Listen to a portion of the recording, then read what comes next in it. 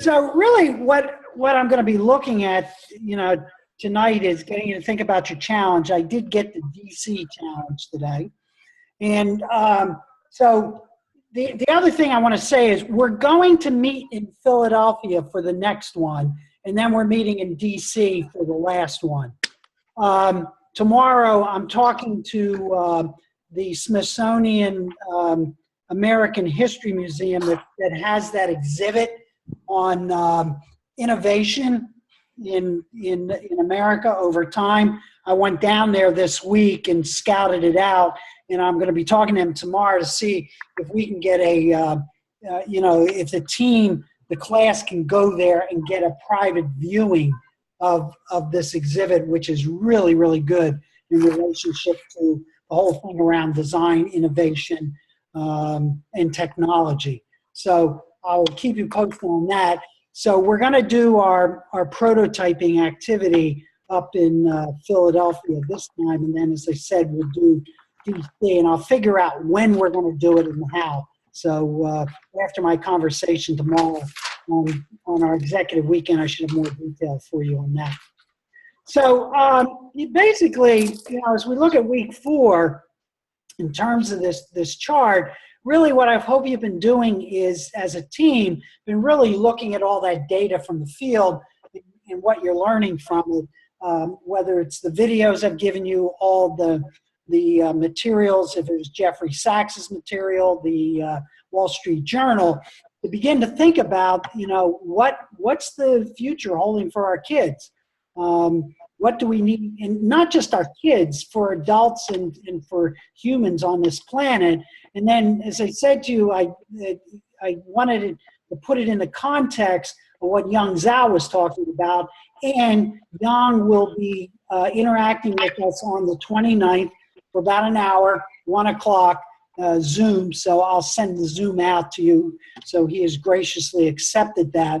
And what I told him was that I gave you his video, and then we talked about humans need not apply, and then we got into the issue of the 3 divides that Otto talks about in terms of looking at design and what our schools need to be. And I don't think I posted the video. You'll have it in week 5. He has an interesting video that you might find related to particularly special education. It works off the concept of Rudolph the Red-Nosed Reindeer. And what's going to be interesting about watching this video is he did this in the Netherlands. So he gets his room full of educators that starts, now think about this, he grew up in China. He's getting them all to sing Rudolph the Red-Nosed Reindeer. And it's just a great concept. But what's more important about it is, as he begins to talk about using Rudolph as the example of, what we do to kids, particularly that are not the norm.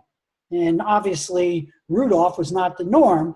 But he also said, that Rudolph, obviously, because of GPS and all that stuff, has to begin to expand his ideas and what he needs to do. And I was thinking about that discussion we had when, and I forget who it was, talking about putting your special ed kids into Target and having them sorting hangers as, the direction of where they need to go, which is ludicrous, in terms of this. So hopefully your charge will be going forward out of this program is to change this mindset from this and really begin, particularly from your point of view, of thinking about how special education might be the direction of where we need to go for all kids, starting with IEPs, et cetera.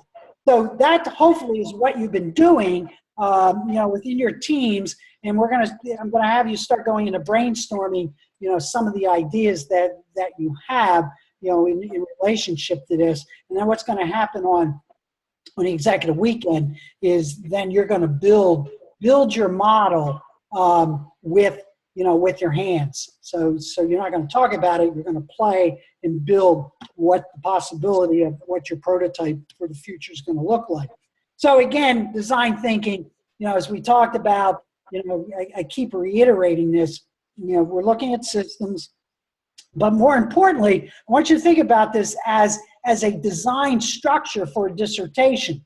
So again, when you look at the event from the iceberg point of view, that's what you're going to look at. That's the problem. You're going to collect the data. You're going to look at systemic structures that underlie that particular problem that you want to research. And then what are the assumptions that are doing that? And then what Theory U gives you then really is the way in which to truly investigate to allow new concepts to emerge.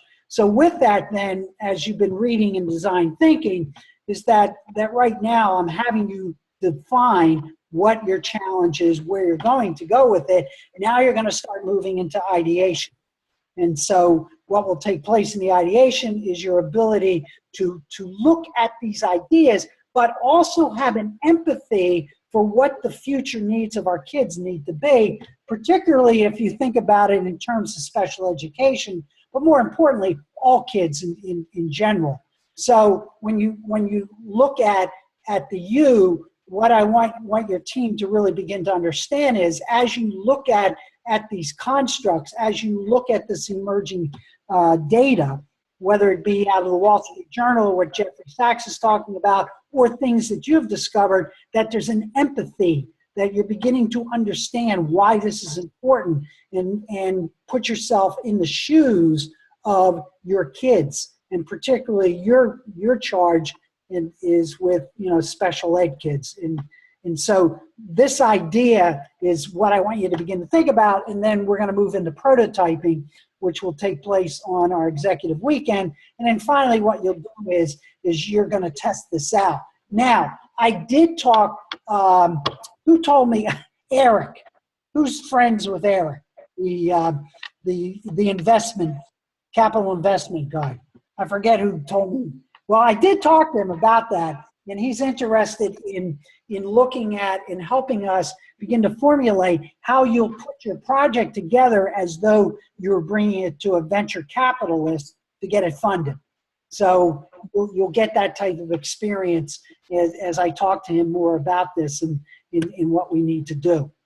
So the question then really is what you've learned in 800, that's systems thinking, what Theory U has given you, and also 802, which you have not had, so therefore you can't do it from 802, but I'm giving you some feedback with it. If you remember, I said that, and I'll hold this up, hopefully you can see it, that I strongly recommend you to get a copy of this book. And if you have me for 802, this is going to be one of the books that we will use. It's the second machine age, because this, I think, has a lot of implications for what we're doing. And a lot of the work that Young Zhao's talking about, particularly if you remember, he talked about curriculum and he talked about pedagogy, but he also talked about producing product, that instead of project-based, we're looking at product-based. So these things will become more, ingrained, I think, in your thinking as we go through this. So your team then is to define, what is his purpose to develop a company. And so think about yourselves as a company designing new learning environments. So any questions so far from what I've thrown out at you right now? Any clarifications or thoughts?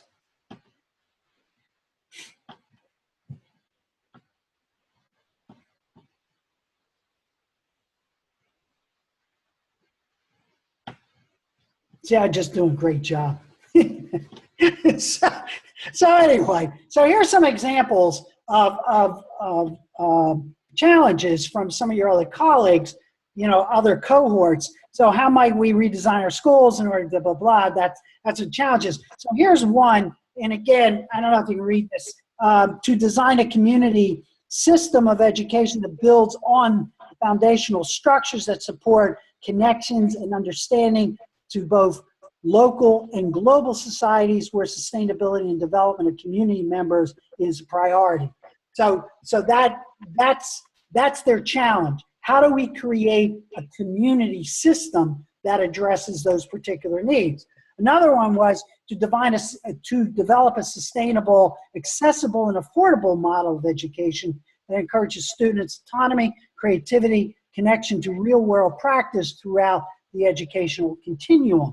So again, they're looking at accessibility and affordability as the way in which encourages the development of autonomy, creativity, and really linking to real world.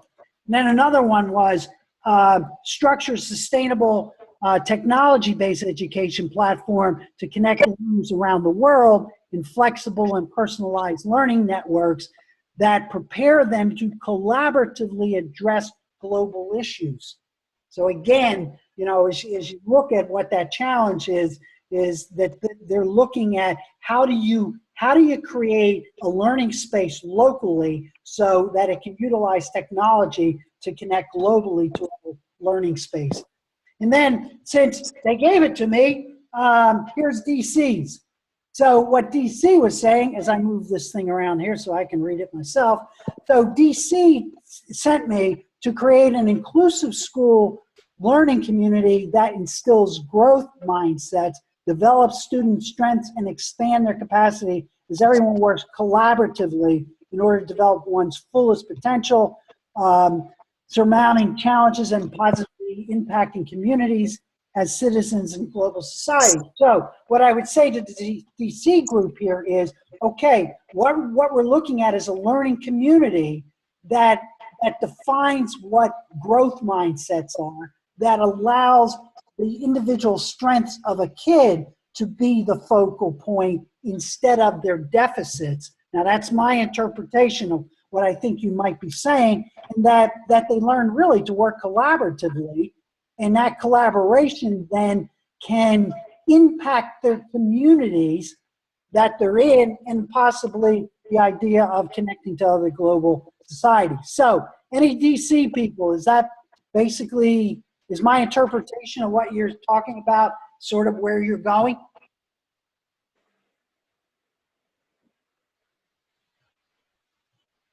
Yes. Okay. I think that's accurate right there. So, okay. So now, and then the other team, once you get me your design, the challenge, then we can begin to look at that. But what's going to happen from both these challenges, then you're going to now move into, I think you are, once I hit the button here properly. Whoops, I guess I have to do it this way. Hang on, there we go. So now we're going to move into what's called ideation. And this is an extremely, extremely important component to understand. So really what ideation means is that you generate a lot of ideas, and that your team, you know, as you think about what I've given you, what you've heard Young Zhao, what all those videos I exposed you to, is, all right, how now do we begin to generate a lot of ideas to allow our model to emerge and become real?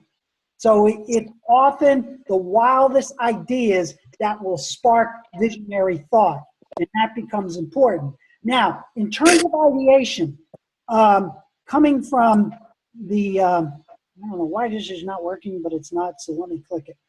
So what I want you to think about this, and particularly with your kids, and I want to go back, you know, that hanger statement has been sticking in my mind about this, because as I said to you before, I did have responsibility in my past life in public education, that I was a director for special education, and I was always wondering about this, because I always remember a kid whose grandmother raised him, and he was in EMR.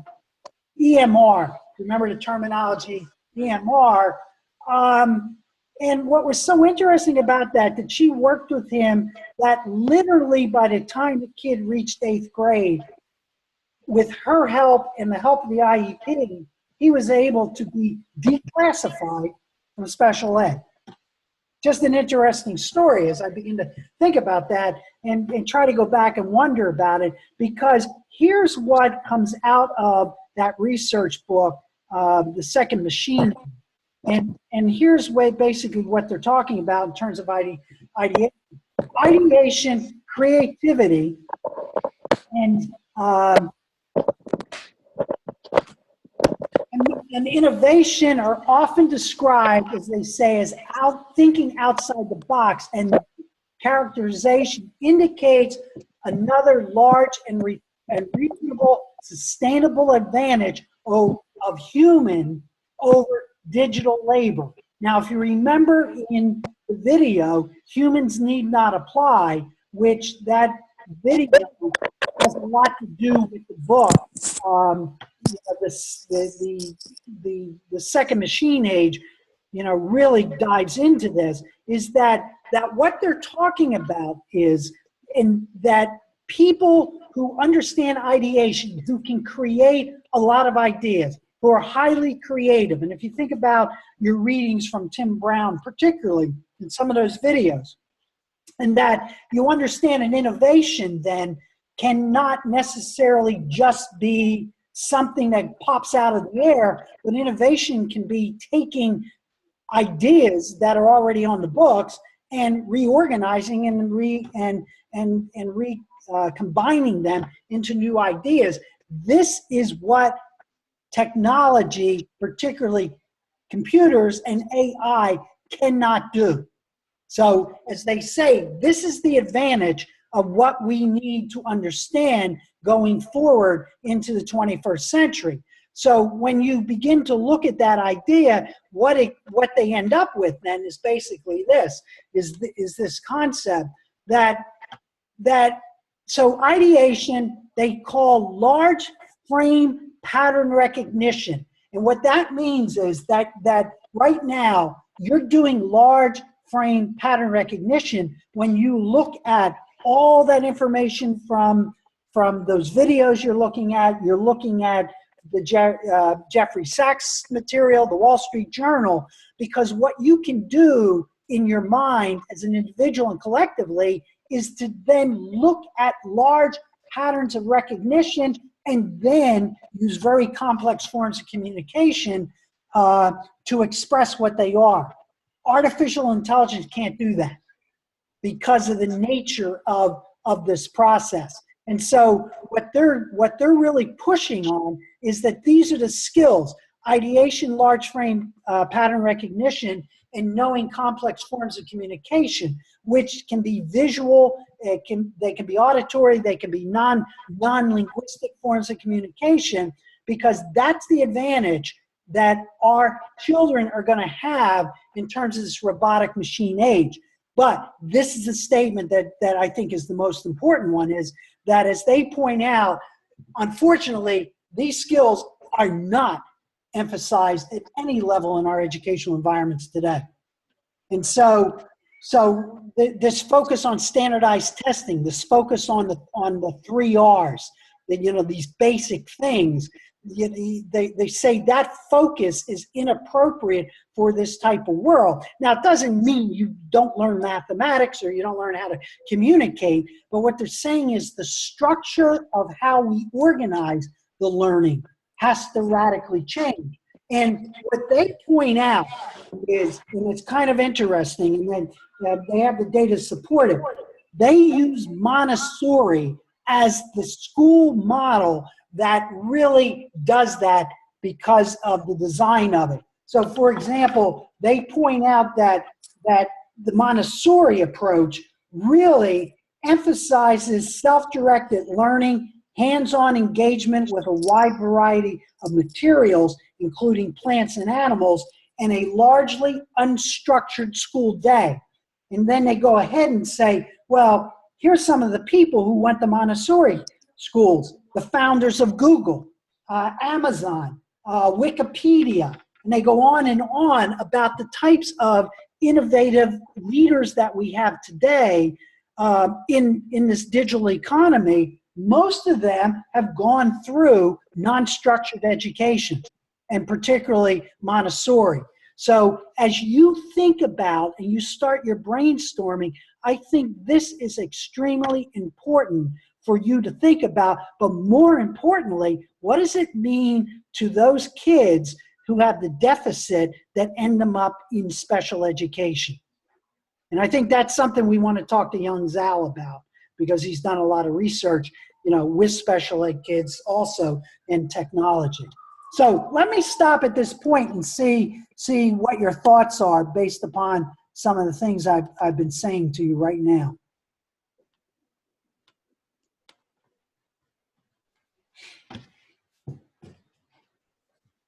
Any thinking, comments about this? Dr. Gold, I wanted to see if you can talk a little bit more about the large frame pattern recognition. Okay.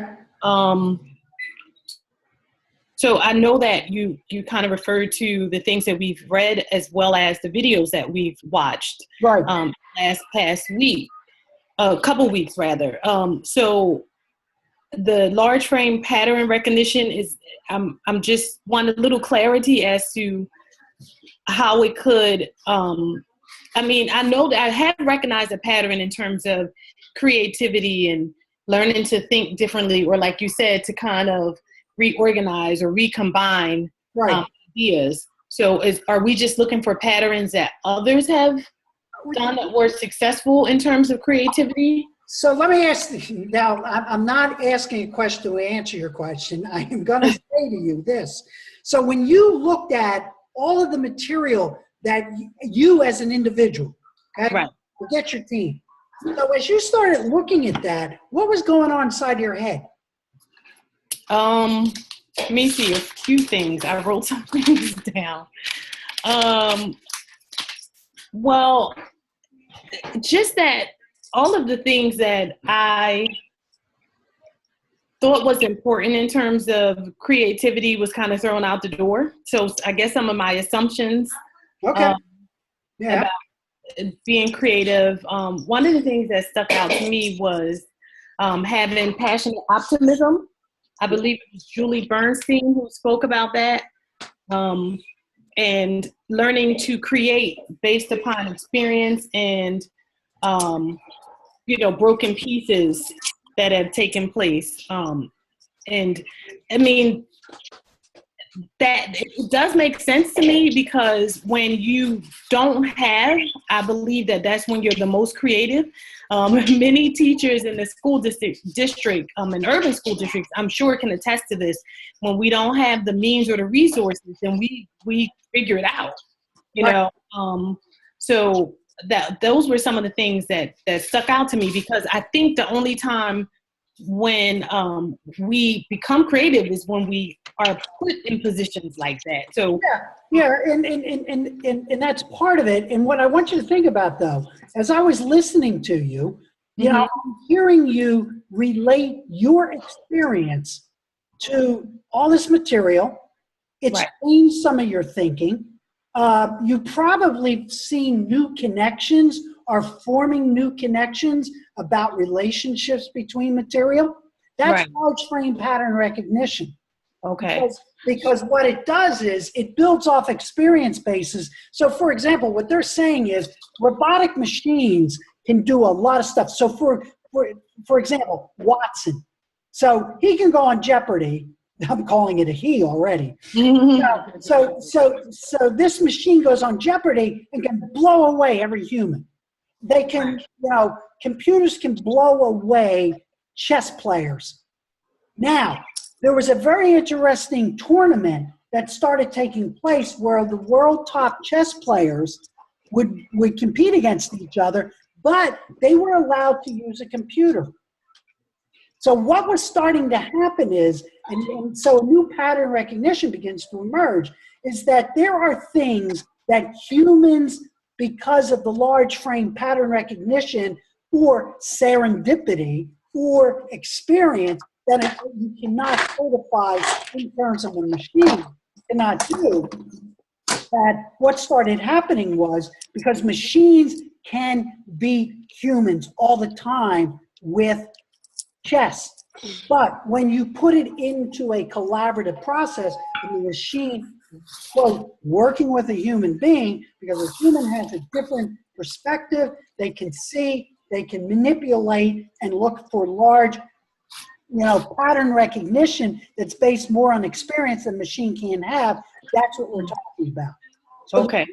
The more you can get your kids to see relationships across all disciplines or across all environments and social contexts, that's what we're talking about here. Okay. And the problem is the structure of our schools right now are so focused on test scores and using that as the indicator that was fine back in the 20th century. It literally makes no sense when you're dealing with this emerging reality. So how do you teach your kids to be entrepreneurial? How do you teach your kids to create their own work and their own jobs? That's what Young Zhao's talking about. That's the shift that we need to begin to understand in order to work with this. And then you guys particularly are locked in with a mindset of what a special needs kid's all about, because the tendency there is we got to fix the deficit instead of trying to understand their strengths and build from strength instead of deficit. Mm-hmm. So that's what I'm talking about. Okay? Yeah. Now, Thank you. Now, how it emerges is, I'm saying one thing. So you and I could debate or to look at it from a different point of view because our experiences are different. You have a deeper, richer experience in an urban environment where I have some in an urban environment, but I also have a lot more probably in a suburban and rural environment than you have. Right. So, but our ability to form large pattern recognition from all those experiences is a very important skill going forward. Does that help all of you to understand that? Yes. Any other comments, questions around that?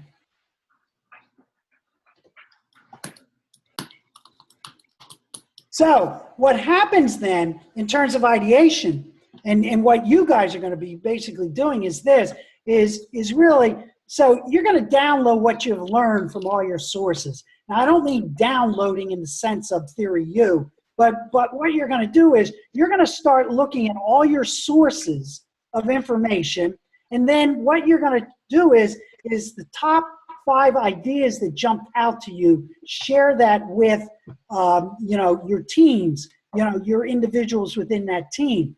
Then you're going to find emerging themes, looking for patterns and relationships between your individual ideas.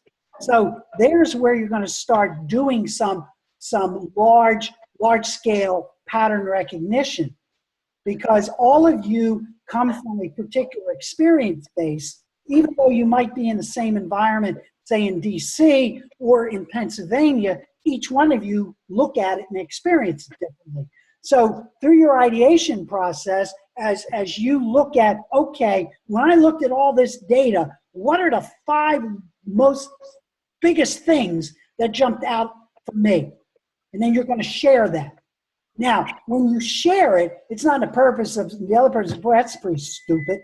You don't do that, because what you're trying to do is get a field to begin to emerge so that the group can begin to see some themes that are coming out. Now, from a research point of view, if you do qualitative research, that's going to be extremely important for you to do, because what it's called is coding in order to find themes from your data. Then you can worry about that later, but that's basically what we're talking about. Then what you're going to do now is you're going to craft insight statements. You're going to then take a theme and rephrase it as a statement, depending on, so when you look at DC's challenge, what are some of the things that themes emerge from all that stuff you've been looking at that would help that challenge to be actualized? So you'd start creating some type of statements about it. And then what would happen is then you develop how might the statements which can lead then to opportunities for design. So what that's going to lead you into, so when you come into the executive weekend on that Saturday, I'm going to have a whole mess of stuff there for you to be able to visualize and to build what this design looks like. And I'm going to show you a video of a group doing that so you have a sense of what I'm talking about. So this is how ideation works. And then finally is you brainstorm possibility of designs to address your challenge. So for example,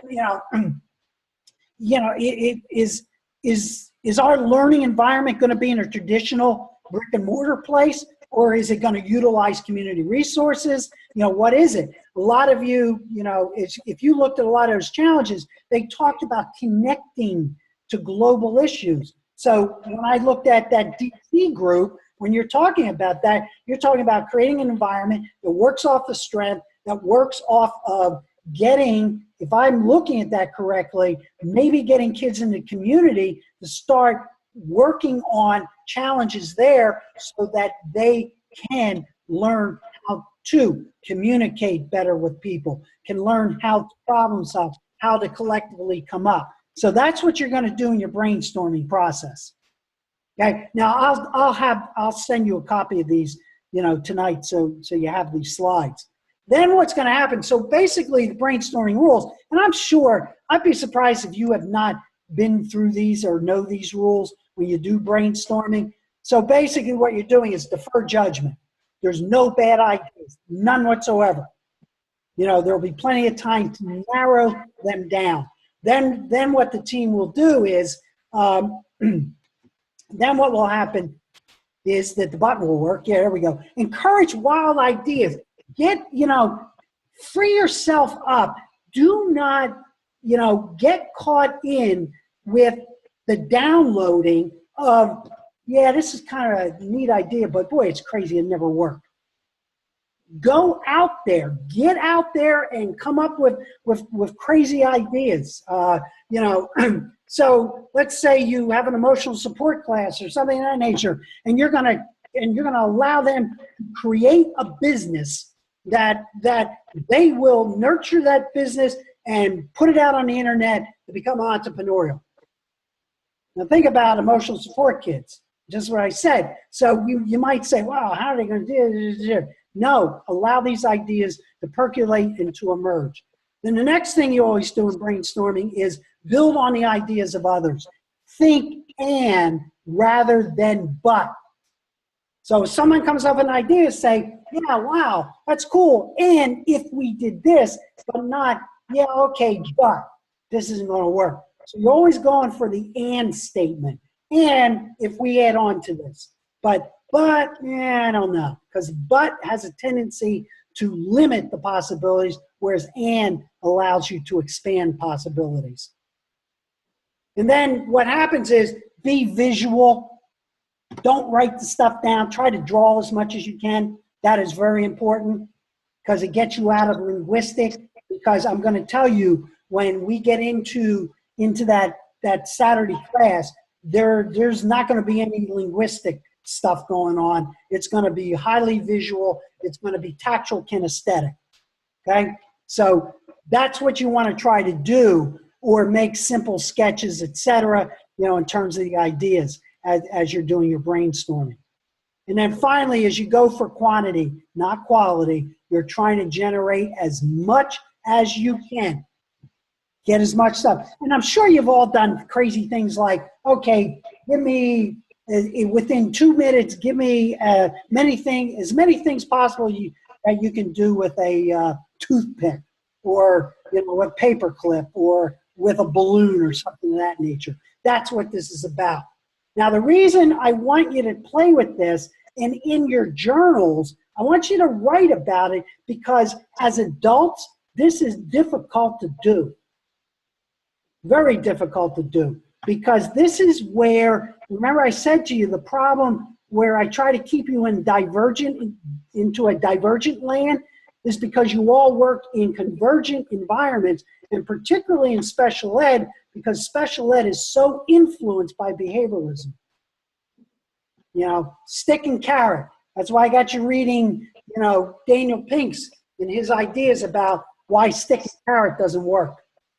So these are the brainstorming rules that I want you to play around with in your team. Now, the important thing about this is discovery for you.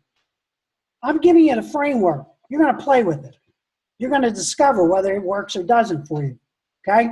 This is the framework and what I want your team to do as it's trying to generate ideas now around that. So ideation then basically is once your team has completed your brainstorming activity, now you begin to bundle these ideas together. Start saying, wow, this is interesting. So maybe one of the themes will emerge as system of work for adults, system of work for kids. Maybe, we do away with a standard 8-hour or a 7.5-hour day for school, whatever it might be. So you begin to bundle your ideas. Then, so if you have trouble, explaining the idea, then create a drawing of the idea. Because a lot of times you begin to look at these ideas and sometimes words just don't capture it. So you got a couple things to do. You can draw it, or if there's some type of music out there or some type of song that captures what you're trying to do, pull that song out. Get people to look at it, because that's what stimulates divergent thinking. And then what you're going to do is now look then for similarities and clusters within the group. And then what you'll do from there is then ask questions of how your best elements might live in the system that you want to create. So if you create new patterns of work for adults, you create new patterns of work for kids, a system of work, okay, what's it going to look like? What's that all about? It helps you to begin to think about new possibilities. That's why drawing a lot of times helps you, or, create this. And particularly, you're going to be able to do this with your hands and on our executive weekend, because I'm bringing all types of toys and Play-Doh and crayons and all type of good stuff. So you're going to think you're back in preschool. So it'll be good, but that's like when you listen to Ken Robinson and the data that supports how kindergarten kids are uninhibited by creativity and ideas, and then by the time you reach high school, boom, it's gone. So, and we need to think about that in light of what this data is saying about the future.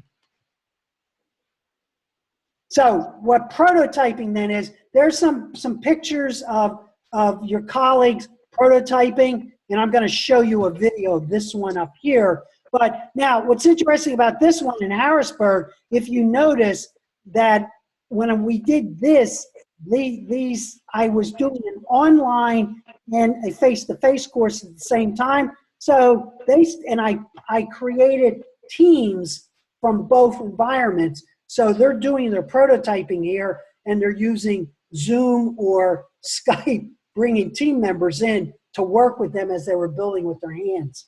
So we were playing around with that idea. So what happens then in the prototyping activity then is, the idea here is to make something really rough as a way to help you to think your idea through. And some of your videos talked about, doing that. And then what will happen is this process is about learning, not about getting it right the first time. So exploring and moving and manipulating objects is what this is all about. I don't know, have any of you ever played Minecraft? Yeah. No.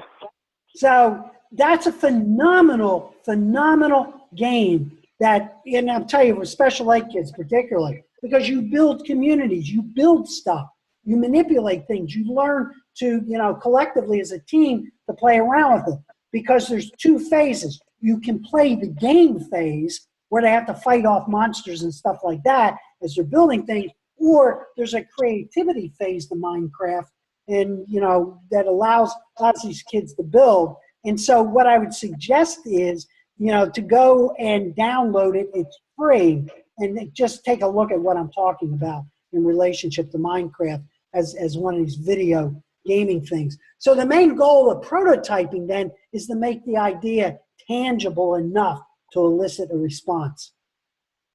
Make sure. And what will happen is on that Saturday, you're going to do your prototyping. Then the other team, you're going to explain it to the other team, and then the other team's going to give you feedback, and vice versa. So you get this, so you understand what prototyping is all about. Because as a leader, when you're trying to introduce new ideas into a system, what we try to do is talk it through instead of experiencing it and letting people play around with the concepts. So what I'm hoping is, as you learn to play this, that this will become part of your thinking on how you can introduce new ideas into your system or into your environment. So to create a prototype, and I'll just give you this. So one thing your team could do is create a storyboard. And we'll go into these in a little bit more detail at a later date. So, so you can create a storyboard. You can sketch out what the day in the life of this community that you're going to create will be. The other one is you can create a diagram. You can create an interactive diagram that maps out the structure or the network or the journey.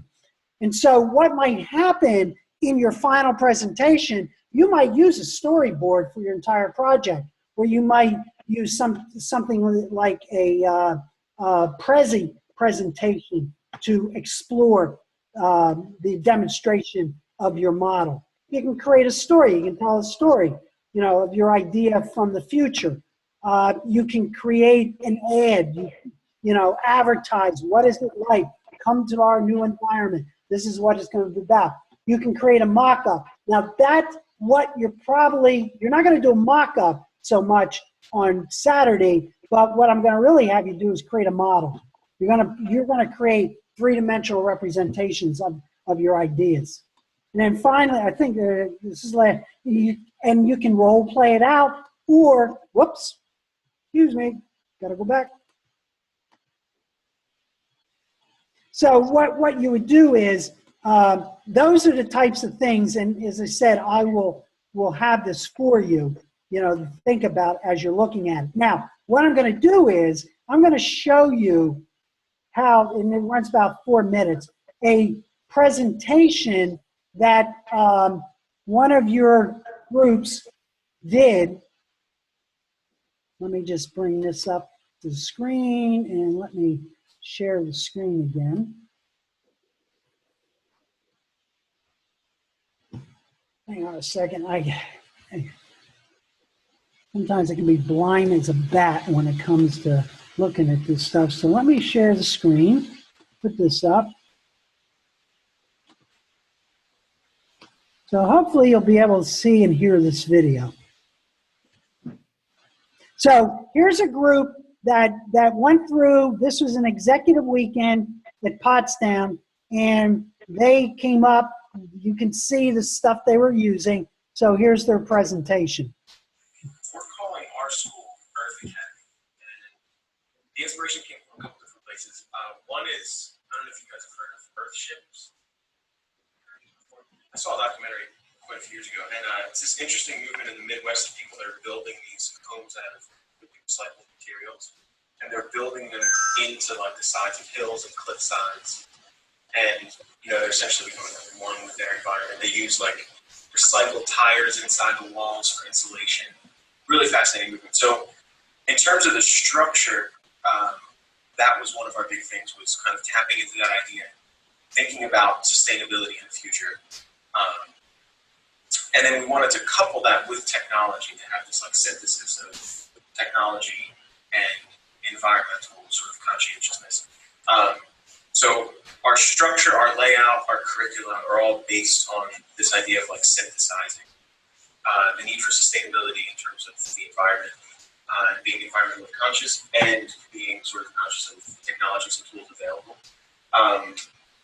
So we sort of set up like a typical classroom in terms of the indoor classroom setting and the outdoor classroom setting. The indoor classroom setting, we have like the bio wall as the back wall. We envision a lot of glass on the exterior, made it just wireframe now so you can see the inside. Lots of technology inside, so like a big front screen, similar to the ones that you guys showed for the D school. Big screen that the teacher has access to, interactive kind of thing. Students sitting in small groups working together. We envision having space inside for kind of like free work time, similar to kind of Google's model of the 20% free time that we discussed yesterday. And then also the outdoor classroom, thinking about having courses and work in horticulture, learning agriculture, learning how to interact responsibly with your environment. And then the school being sustainable in terms of energy consumption as well. So we envision like lots of solar energy, wind energy, and that all being part of not just the school structures, but also the programs that the kids participate in, the coursework, curricula for the science and engineering portion of their learning. And potentially a substitution for funding structures as well, because if we manufacture enough, we can sell the energy that we are producing. So maybe as an alternative to that funding structure. So we envision this to be a high school. So we're going to use that idea of 9 through 12 just for the purpose of this first draft. A school of choice. So this is not, we don't see this as a ubiquitous model. We see this as people that want to participate in this. Some more of the technology you see are wireless towers that are providing wireless internet to our students. You see that in our exterior model, we have a movable roof here for 4 seasons to be able to use our gardening space, all 4 seasons.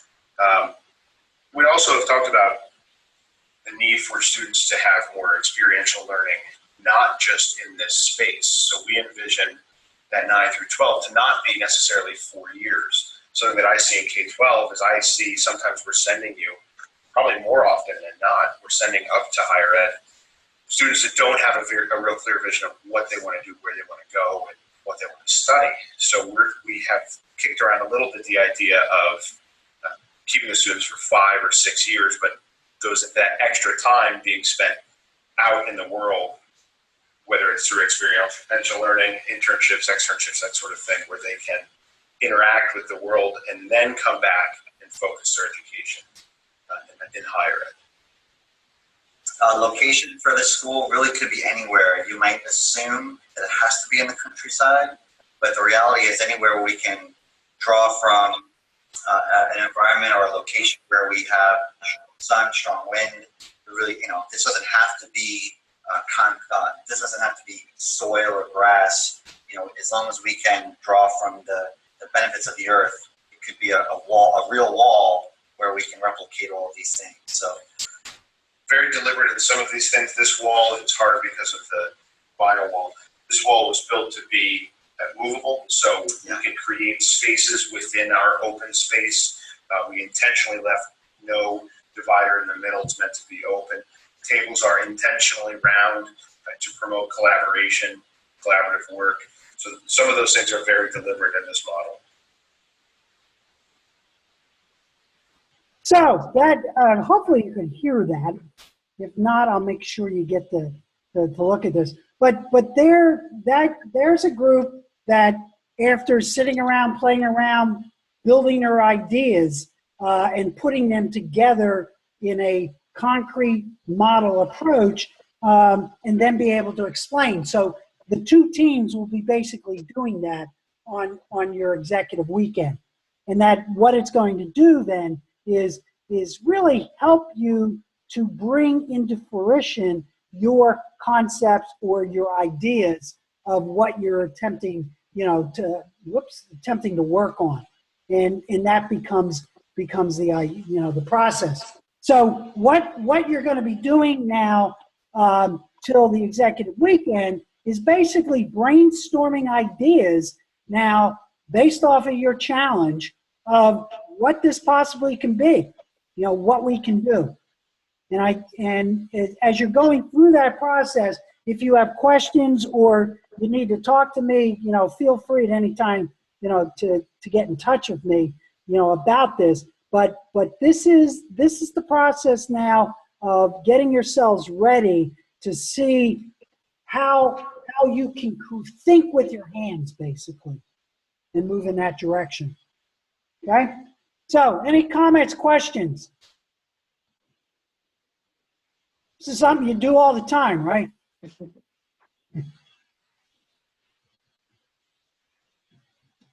I have another question. Sure. So with the prototyping, you said that we make an idea that's tangible to elicit a response. So this is what the video that we just saw is making that idea tangible. From that group, yes. Okay. Okay? Yep. So that's what you'll be doing. And again, as I said, it's, you're going back to preschool. So think about, really, I'm serious about this. Think about when you were little kids, how you did things. What did you play with? How did you deal with boxes? Now, I'm an old guy, so I had refrigerator boxes and stuff like that. And I don't know if kids still have that anymore. Now it is what? It's video games. It's things that are more digitally oriented. But the question, that when you think about how you ever come up with ideas, even as from a teaching point of view, as you generate ideas, do you sketch out the idea? Do you play around with it? Do you write it out? Do you explore it? Do you look at ideas in order to test out what you might want to do in a classroom? So again, like I told you, I said, when you begin to look at, a friend of mine just is completing their doctorate on the use of a very interesting gaming environment called Quest Atlantis with emotional disturbed kids. And it was amazing to see how these kids were developing the sense of self-efficacy, by interacting in this gaming environment with other kids from around the world. So again, it's a different way of thinking about what a learning environment might be. But I want you to go back and think about this slide right here. Let me escape that slide. This one particularly is the one that I think is extremely important to look at. Can you see the whole screen? Am I sharing the screen with you or no? Yes or no? No. Oh, I know why I'm not sharing it, because I don't have share screen. Here we go. Now I'm sharing. So I want to go back to this particular slide right here. That in terms of special ed, I want you to think about this thing. The question now is if you think about your special ed classes and your environment, or if you're an administrator in special ed, is this stuff being used in your special ed classes, much less your other classes? And then I want to go back to that statement about, what was stated there is that, teaching them to be entrepreneurial is how to sort hangers at Target. I'm serious. That really stuck in my mind, because that's the downloading mindset that we're dealing with. And then you couple that into Drive, Daniel Pink's work, around that. And I've always, I've always felt that we shortchange our special ed kids because we are locked into this mindset of behavioralism.